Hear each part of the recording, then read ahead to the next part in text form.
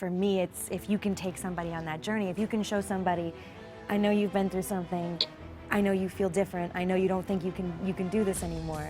We're gonna take you all the way to the bottom and you're gonna come back up, and also entertain them and maybe scare the bejesus out of them, then to me that's something I feel like I've done my job.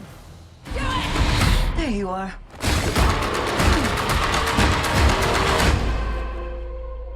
Hi, Heather Mason here with SYFY WIRE, and I'm here with the lovely people of The Invisible Man. And my first question I kind of wanted to ask the actors, like when you first read the script, what were kind of your first impressions and about like the script overall and the story and how your character fits into the story? I had my initial reaction to just even the words, sort of the Invisible Man, and we would like you to be in the movie, where I don't understand where do I fit into this structure in the films that have been done before in the story, and then it's like first, you know, the opening of the film, the way that the film opens, I immediately was like, oh, I get it. I get why they want me to do it. It makes sense now. And then there's just this thrill ride to read. You know, it's just it was an incredible page turner. It was exciting, compelling, and then also had this really deep emotional sort of through line that left me in tears. And in the end, I was excited, but also it just felt like it had all of the things that you kind of want in this like big, exciting, scary movie. I thought that it was a really nice, refreshing take on how to execute, you know, horror. And when we're stepping into this genre with this completely new experience, I was excited that we, you know, for us to be able to give the audience a new look at that, how that feels. Plus, you know, like Lisa said, it has a message. It does have a point to it beyond just the horror element. So it kind of checks a couple of boxes there. To be dealing with this man right here and all of his history. I mean, I was a fan of your work before we even got to this point, but to have that confidence, to know that, you know, his vision is what's going to carry us through was pretty awesome, and I was just really honestly excited to see what it was going to turn out to be. I was reading the script in my kitchen, and my mom had read it before I did, and I got to like almost the end where, don't want to give it away, but like, Stuff happens. Yes, the dining table, and Yes. that. Yes. And I'm like, oh my gosh, like I stopped reading the script. I'm like, what happens? What happens? So I was left on the edge of my seat, but like Aldis and like Elizabeth said, like there is a point that we're trying to make and a conversation that we're trying to evoke in people, and hopefully we did the topics justice and people are able to relate to what Cecilia went through, and I'm glad that I was able to work with these amazing people, so it's great. And what Love fest. everyone loves each other clearly. And what was your inspiration for like this approach on this story?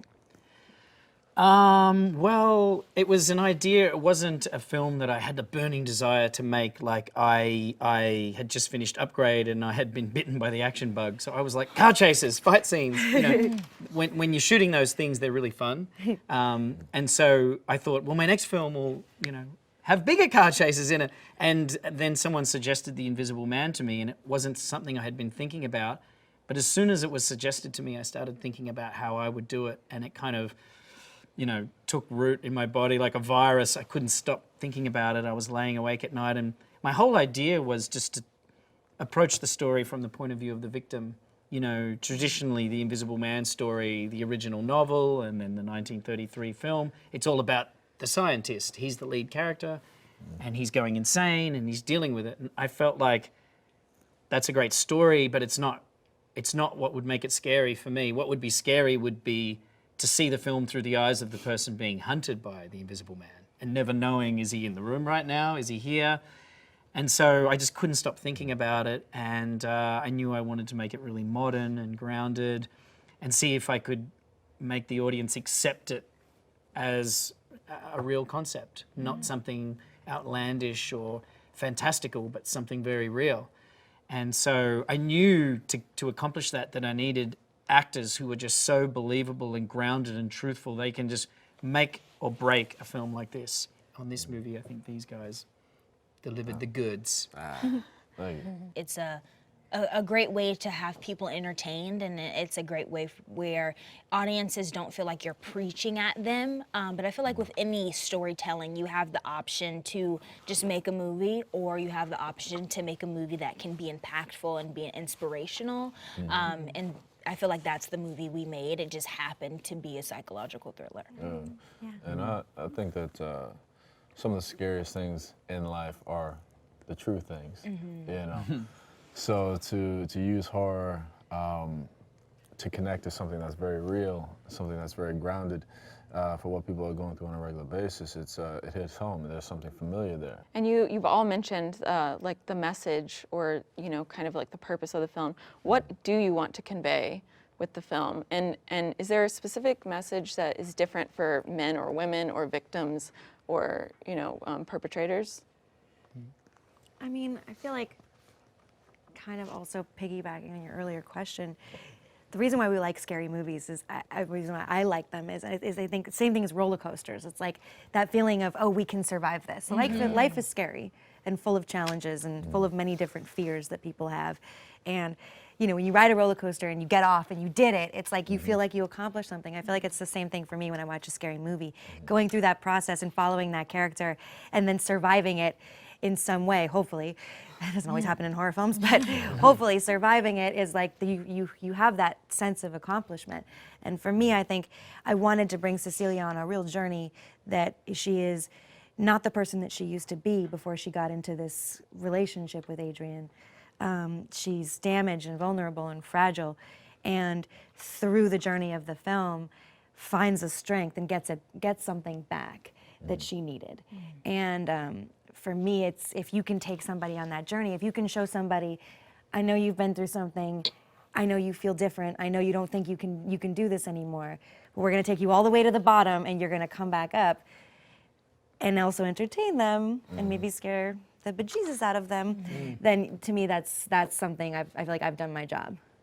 Yeah, I really agree with that point about horror movies being, the place where people sweat out their anxieties. Yeah. We have all these fears in our real life, and then we pay good money to go and see a horror movie and be scared, and it's this cathartic thing where all the things that are really making you anxious and scared in your life kind of come out, and you get it out through the movie. It's this outlet.